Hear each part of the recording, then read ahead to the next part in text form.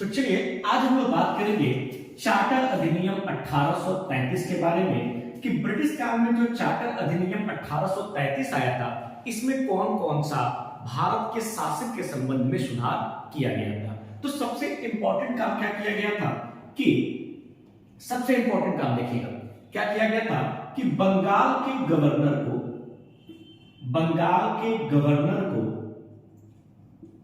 भारत का गवर्नर बना दिया गया, भारत का गवर्नर जनरल बना दिया गया।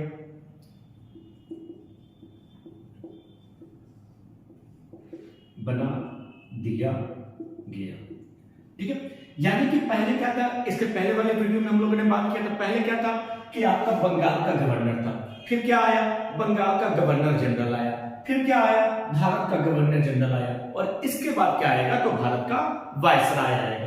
तो बंगाल के गवर्नर को क्या किया गया, भारत का गवर्नर जनरल बना दिया गया। और भारत के प्रथम गवर्नर जनरल कौन बने, तो प्रथम गवर्नर जनरल बने थे लॉर्ड विलियम बेटिक। लॉर्ड विलियम बेटिक जो है ये आपके भारत के प्रथम गवर्नर जनरल बने थे। देखिए, जो मेरे अनुसार जो लॉर्ड विलियम बेटिक है वो बहुत अच्छा आदमी था, जानकार आदमी था, भारत के लिए क्या अच्छा होना चाहिए क्या बुरा होना चाहिए इसको भी जानता था, और इसके शासन काल में बहुत सारे भारत के संबंध में अच्छे कार्य किए। जो लॉर्ड विलियम बेटिक का भारत में कार्यकाल रहा है वो आपका 1828 से लेके 1835 तक का कार्यकाल जो है इनका भारत में रहा है। यानी कि 1828 में ये बंगाल के गवर्नर बने थे और भारत के गवर्नर जनरल कब बने, 1833 में, और 33 से लेकर 35 तक जो है इन्होंने भारत के गवर्नर जनरल के रूप में कार्य किया था। अब हम लोग बात करते हैं कि आखिर चार्टर अधिनियम 1833 में ये पहला काम हो गया, क्या हो गया, बंगाल के गवर्नर को भारत का गवर्नर जनरल बना दिया गया। कौन प्रथम गवर्नर जनरल है, लॉर्ड विलियम बेटिक। भारत में इनका कार्यकाल क्या रहा है, 1828 से 1835। अब हम लोग बात करते हैं लॉर्ड विलियम बेटिक ने भारत में कैसे कैसे कौन कौन से काम किए थे। तो चार्टर अधिनियम 1833 में क्या हुआ था कि सबसे पहला काम क्या हुआ था कि कंपनी के एकाधिकार को समाप्त कर दिया गया था, एकाधिकार को समाप्त कर दिया गया।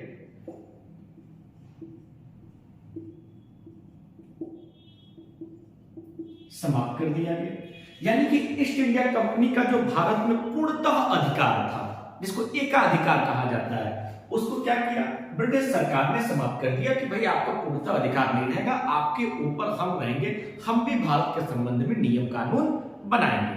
ठीक है, और क्या हुआ था देखिएगा, जो आपके शॉर्ट कोट बनाए गए थे। देखिए, अगर आप लोगों ने अगर पहले का मेरा वीडियो नहीं देखा होगा तो फिर आपको नहीं समझ में आएगा कि शॉर्ट कोट क्या होता है। इसके लिए आप लोग मेरा पुराना वीडियो जो है आपका भारत का संवैधानिक इतिहास पार्ट 1 या भारत का संवैधानिक इतिहास पार्ट 2 उसको जरूर जरूर जरूर देखिएगा ताकि आपको चीजें समझ में आ जाए। तो शॉर्ट कोट को क्या कर दिया, तो शॉर्ट कोट को समाप्त कर दिया। ठीक है, ये दो काम किए। और उसके बाद क्या करते हैं कि लॉर्ड विलियम बेटिक जब बंगाल का गवर्नर था तो उसने क्या क्या काम किया, तो इन दोनों का आप समझ में आ गया, मिटा देना इसको, क्लियर है।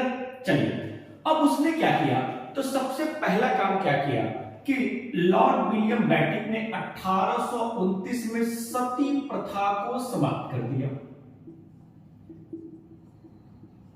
सती प्रथा को क्या कर दिया, समाप्त कर दिया।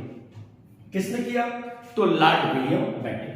देखिए, अक्सर आपके एग्जाम में पूछा जाता है कि सती प्रथा को किसने समाप्त किया, और आप लोग यहां पे गलती क्या करते हो, जो लोग नए हैं तैयारी करने वाले वो लोग गलती क्या करते हैं, वो लोग राजा राममोहन राय लगा देते हैं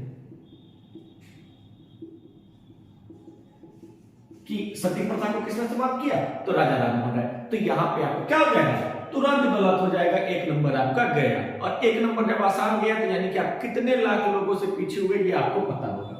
तो राजा राममोहन राय ने क्या किया बेटा, कुछ नहीं किया, इनका कार्य समाप्त करने का था ही नहीं, ये सती प्रथा को समाप्त नहीं कर पाएंगे। क्यों नहीं कर पाएंगे भाई? क्योंकि इनके पास वो पावर नहीं था, इनके पास कानून बनाने की शक्ति नहीं थी। तो कानून बनाने की उस समय शक्ति किसकी थी? जो उस समय आपका गवर्नर था। और गवर्नर कौन था? तो लॉर्ड विलियम बेटिक। लॉर्ड विलियम बेटिक जो है वो आपका क्या था? उस समय का गवर्नर था। तो उसने क्या किया? सती प्रथा को 1829 में समाप्त कर दिया। अब हम लोग बात करते हैं, थोड़ा सा मैं आपको प्राचीन इतिहास की तरफ लेके चलता हूं कि आखिर ये सती प्रथा था क्या। तो देखिए, सती प्रथा को समझने के लिए सबसे पहले आपको एक प्रथा को समझना होगा जिसको हम लोग कहते हैं जौहर प्रथा। जौहर प्रथा, देखिए, हिंदू धर्म में बहुत सारे आडंबर रहे हैं, बहुत सारी बुराइयां रही हैं और उनको सुधार करने के लिए बहुत सारे समाज सुधारक भी आए हुए हैं। उसी में से एक आपकी कुप्रथा थी जिसको हम लोग सती प्रथा के नाम से जानते हैं।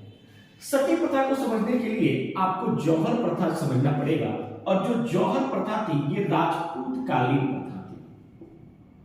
यानी कि होता क्या था कि जो राजपूत की औरतें थी उनका पति अगर युद्ध में मारा जाए, राजपूत की कोई रानी थी उनका पति युद्ध में मारा जाए, यानी कि वो राजा युद्ध में मारा जाए, तो वो क्या करती थी? अपने आप को अग्नि में समाहित कर लेती थी। इस प्रथा को कहा जाता था जौहर प्रथा। जौहर प्रथा ऐसी प्रथा थी कि जो स्त्रियां इस तरह का कार्य करती थी, प्राचीन समय में उनको देवियों की तरह पूजा जाता था। धीरे धीरे क्या हुआ, इसी का एक विकृत रूप आया और उस विकृत रूप को कहा गया सती प्रथा। सती प्रथा में क्या था कि अगर कोई भी स्त्री जो है, हिंदू धर्म से जो स्त्री है, अगर उसका पति युद्ध में मारा जाए तो पति की चिता के साथ साथ पत्नी को भी क्या किया जाता था? जिंदा जला दिया जाता था, भले उसकी मर्जी हो या ना। तो ये तो गलत चीज है। आप सोचिए कि हल्का सा मेरा हाथ जल जाता है तो मुझे कितना दर्द होता है, और वहां पे किसी स्त्री को बिना उसकी मर्जी से उसके पति के चिता के साथ जिंदा जलाया जा रहा है, भले वो चाहे या ना चाहे। सोचिए उस समय कितना कष्ट होता होगा, है कि नहीं? आप लोगों ने देखा होगा गांवों में, आप लोग गांव से बिलोंग करते हो, गांव के बारे में जानते हो, तो क्या होता है? सती माता की पूजा होती है। आप लोग देखा, अरे सती माता की पूजा हो रही है, तो ये सती माता कौन से ऐसे लोग हैं? वो यही ऐसे लोग हैं, वो यही ऐसे लोग हैं। जौहर प्रथा में क्या था बेटा कि स्त्री की इच्छा होती थी तब उसको क्या किया जाता था कि मतलब स्त्री स्वयं से अपने आप को अग्नि में समाहित कर लेती थी। और ऐसे राजपूत स्त्रियों को लोग पूजनीय बना दिए, यानी कि पूजा किया जाता था। धीरे धीरे धीरे धीरे देखा देखी क्या हो गया? ये आपका एक कुप्रथा में बदल गया जिसको सती प्रथा के नाम से जाना जाता है। इसमें क्या है कि स्त्री की इच्छा हो या ना हो उसको जिंदा जला दिया जाता था पति की चिता के साथ और उसको देवी के रूप में पूजा जाता था। तो इसके लिए जो है राजा राम मोहन राय ने हिंदुओं को जागरूक करने का काम किया था। किसने किया था? राजा राम मोहन राय ने, कि हिंदू धर्म में जो ये प्रथा है ये क्या है? ये सही नहीं है, ये गलत चीज है। तो राजा राम मोहन राय ने लोगों को जागरूक करने का काम किया। और जब ये बात ब्रिटिश सरकार तक पहुंची कि इस तरह की एक कुप्रथा जो है हिंदू धर्म में इंडिया में चल रहा है, तो उस समय के जो गवर्नर थे लॉर्ड विलियम बेटिक, उन्होंने क्या किया? 1829 में इस सती प्रथा को समाप्त कर दिया। कहा कि कोई भी व्यक्ति किसी भी स्त्री को सती नहीं करवा सकता है, अगर वो करवाता है तो उसको क्या किया जाएगा? दंड दिया जाएगा। तो इस तरह से धीरे धीरे क्या हुआ? भारत में क्या हुआ? सती प्रथा समाप्त हो गया। अब हम लोग आगे बात करते हैं कि लॉर्ड विलियम बेटिक ने और क्या क्या काम किया है। तो इन्होंने क्या किया है बेटा? 1843 में दास प्रथा को समाप्त किया। दास प्रथा को समाप्त किया। तो देखिए, लॉर्ड विलियम बेटिक अच्छा आदमी था भाई। उसने क्या किया कि भारत में जो बुराइयां थी उनको दूर करने का काम किया। तो बढ़िया आदमी था कि नहीं था? बढ़िया था। तो 1843 में क्या हुआ? इसने दास प्रथा को समाप्त कर दिया। अब दास प्रथा क्या होता है? देखिए, एक होता है दास और एक होता है नौकर। इन दोनों का अंतर जानना हम लोग के लिए बड़ा जरूरी होता है कि दास क्या होता है और नौकर क्या होता है। तो दास में अगर आप लोग को समझना है तो एक मूवी अभी हाल ही में आई थी जिसका नाम था बाहुबली। बाहुबली में कटप्पा क्या था? माहिष्मती सिंहासन का दास था, यानी कि माहिष्मती के सिंहासन पर जो बैठेगा उसकी बात मानना कटप्पा की मजबूरी थी, चाहे वो बात सही हो या गलत हो। तभी तो शिवगामी देवी ने क्या किया, अपने पुत्र को मारने का आदेश दिया तो कटप्पा ने जाके मार दिया, है कि नहीं? पार्ट 1 देखे होंगे तो सबसे बड़ा क्वेश्चन था कि बाहुबली ने कटप्पा को क्यों मारा। ठीक है, तो दास क्या होता है बेटा, इसको समझा जाए। तो एक दास होता है और एक क्या होता है बेटा, नौकर। दोनों में अंतर को समझिएगा, होता क्या है। नौकर का मतलब क्या होता है बेटा, कि मैंने किसी को नौकरी पर रखा है, उससे काम करवाया और उसके बदले में उसको पारिश्रमिक दिया। अब पारिश्रमिक देने के बाद जो है उसको मैंने छोड़ दिया, वो अपना जो भी उसका डेली रूटीन होगा वो अपना करेगा।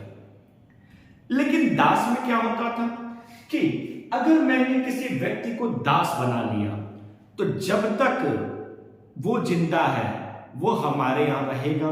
मैं जो उसको खाना दूंगा, जो उसको कपड़ा दूंगा, वही उसको खाना खाना है, वही कपड़ा पहनना है, और जो मैं उससे कार्य कहूंगा, चाहे वो गलत हो चाहे सही हो, उस पे उसको बिना आर्गुमेंट के, बिना किसी तर्क के पूरा करना है।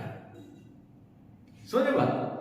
अब हम लोग बात करते हैं कि भाई ये तो ठीक है, चलो दास प्रथा ठीक है, अब इसमें और क्या बुराई है भाई? तो और बुराइयां इसकी समझिए। देखिए, अगर मान लीजिए मैंने किसी को अपना दास बना लिया, तो जब तक मैं जिंदा हूं वो व्यक्ति मेरी सेवा करेगा, मैं जो कहूंगा वो मानेगा, जैसे जो भी उसका कार्य कहूंगा वो करेगा। अब उसके मरने के बाद जो उसकी पीढ़ी आएगी वो हमारी पीढ़ी की क्या करेगी? सेवा करेगी। यानी कि जो दास प्रथा है वो पीढ़ी दर पीढ़ी चलने वाली प्रथा है। ऐसा नहीं है कि हम दास है तो हमारा लड़का दास नहीं होगा, हमारा जो लड़का पैदा होगा वो भी दास होगा, उसका लड़का पैदा होगा वो भी दास होगा। तो ये पीढ़ी दर पीढ़ी चलने वाली प्रथा है। तो इसको भी 1843 में लॉर्ड विलियम बेटिक ने क्या किया? समाप्त कर दिया कि भारत में दास प्रथा नहीं रहेगी। अब हम लोग बात करते हैं दास प्रथा की। तो दास प्रथा आज से नहीं चला आ रहा है। आपको तो पता होगा, प्राचीन इतिहास में एक महान चीनी यात्री आया था जिसका नाम था आपका मेगास्थनीज। इसकी एक बड़ी फेमस किताब है और उस किताब का नाम है इंडिका। मेगास्थनीज ने अपनी किताब इंडिका में कहा है कि भारत में उस समय कोई भी दास दासी नहीं थे। आप लोगों को पता है मेगास्थनीज किसके दरबार में आया था? तो चंद्रगुप्त मौर्य के दरबार में आया था। सब लोग को पता ही होगा, जो नहीं, जिसको नहीं पता होगा वो जान लीजिएगा, पूछा जाता है। और इसने कहा था अपनी इंडिका किताब में कि उस समय यानी कि मौर्य काल में भारत में दास प्रथा नहीं थी। जबकि वास्तविकता क्या है? वास्तविकता यह है कि मौर्य काल में, प्राचीन समय में दास प्रथा अपने चरम पे था। तब मेगास्थनीज ने ऐसा क्यों लिखा? तो उस समय दास की स्थिति इतनी अच्छी होती थी कि मेगास्थनीज उनको दास नहीं मानता था। दासों को बढ़िया खाना दिया जाता था, कपड़े लत्ता दिए जाते थे, उनको एक अच्छा माहौल दिया जाता था। इसलिए प्राचीन समय में जो है मेगास्थनीज उन लोग को दास नहीं मानता था। तो ये दास प्रथा आज से नहीं है, प्राचीन समय से चली आ रही है, जिसको जो है लॉर्ड विलियम बेटिक ने 1843 में क्या कर दिया? समाप्त कर दिया। अब हम लोग आगे बात करते हैं कि 1833 के जो चार्टर एक्ट है उसमें क्या हुआ है। तो एक और सबसे इंपॉर्टेंट काम क्या हुआ है कि लॉर्ड मैकाले की अध्यक्षता में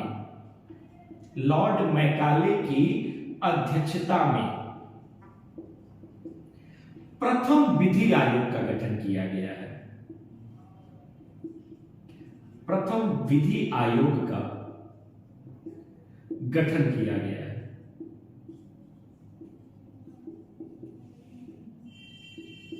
प्रथम विधि आयोग का गठन किया गया किसकी अध्यक्षता में? तो लॉर्ड मैकाले की अध्यक्षता में। तो लॉर्ड मैकाले की अध्यक्षता में प्रथम विधि आयोग का गठन किया गया। आपके एग्जाम में प्रश्न क्या आता है कि प्रथम विधि आयोग के अध्यक्ष कौन थे? तो वो थे लॉर्ड मैकाले। और आपको पता है आज भी विधि आयोग चल रहा है, नहीं जानते हैं तो समझ जाइए आज भी क्या है कि विधि आयोग होता है। अब वर्तमान की अगर हम लोग बात करें तो वर्तमान में विधि आयोग के अध्यक्ष की नियुक्ति कौन करता है? तो वर्तमान में इसके अध्यक्ष की नियुक्ति करते हैं राष्ट्रपति। कौन करता है? राष्ट्रपति करते हैं, विधि आयोग के अध्यक्ष की नियुक्ति करते हैं। अब हम लोग बात करेंगे कि विधि आयोग का कार्य क्या है, विधि आयोग करता क्या है। देखिए मेरे पढ़ाने का उद्देश्य यही है कि आपको किसी भी चीज के बारे में संपूर्ण जानकारी प्राप्त हो, ताकि आप कोई भी परीक्षा दें, चाहे आप वो एसएससी दे, चाहे आप यूपीपी दे, चाहे आप एसआई दे, चाहे आप पीसीएस तक की परीक्षा दीजिए, बीईओ दीजिए, आरओ दीजिए, इससे बाहर नहीं आएगा। आप कोई भी आराम से परीक्षा दीजिए, आराम से दीजिए, कोई दिक्कत नहीं। तो मैं हमारे चैनल में क्या होता है कि आपको जो भी पढ़ाया जाएगा पूरा डिटेल पढ़ाया जाएगा। ये नहीं होगा कि भैया ऐसे यूपीपी के लेवल पे पढ़ा दिए और उसके बाद क्या होगा, प्रैक्टिस सेट करवा रहे हैं, तो वो बच्चे को संपूर्ण जानकारी नहीं हो पाएगी। और जब संपूर्ण जानकारी नहीं होगी तो आपका यहाँ पे सिलेक्शन रुक जाएगा। ठीक है, तो चलिए हम लोग बात करते थे विधि आयोग के बारे में कि विधि आयोग के वर्तमान में अध्यक्ष की नियुक्ति कौन करता है? तो राष्ट्रपति करता है। और विधि आयोग का कार्य क्या है? तो आप लोग की भाषा में, आम बोलचाल की भाषा में, किताबी भाषा छोड़ दीजिए, बहुत ज्यादा टफ होता है किताबी भाषा। आप लोग की भाषा में क्या है कि कौन सा कानून, कौन सा विधि पुराना हो गया है, उसमें संशोधन की जरूरत है। भविष्य को देखते हुए कौन सा कानून लाना चाहिए, इन सब की सिफारिश कौन करता है? विधि आयोग करता है। किससे करता है? तो सरकार से करता है। एक बार और समझिए, कौन सा कानून पुराना हो गया है उसको हटा देना चाहिए, भविष्य में किस कानून की आवश्यकता है उसको लाना चाहिए, इन सब की सिफारिश कौन करता है? तो विधि आयोग करता है। और विधि आयोग के प्रथम अध्यक्ष कौन है? लॉर्ड मैकाले हैं। और वर्तमान में विधि आयोग के अध्यक्ष की नियुक्ति कौन करता है? तो राष्ट्रपति करते हैं। लेकिन विधि आयोग ने जो सिफारिश दिया है इसको मानना या ना मानना सरकार की इच्छा के ऊपर निर्भर करता है। सरकार चाहे तो विधि आयोग की सिफारिश को मान सकता है और चाहे तो विधि आयोग की सिफारिश को नकार सकता है। तो 1833 के राजलेख में जो है हम लोगों ने इतनी बातों को पढ़ा होगा। आई होप कि आप लोग को मेरा वीडियो अच्छा लगा हो। अगर मेरा वीडियो अच्छा लगा तो प्लीज इसको लाइक, सब्सक्राइब और शेयर जरूर कीजिएगा, ताकि मैं आपको और अच्छे से अच्छा कंटेंट लाके पढ़ा सकूं। Thank you.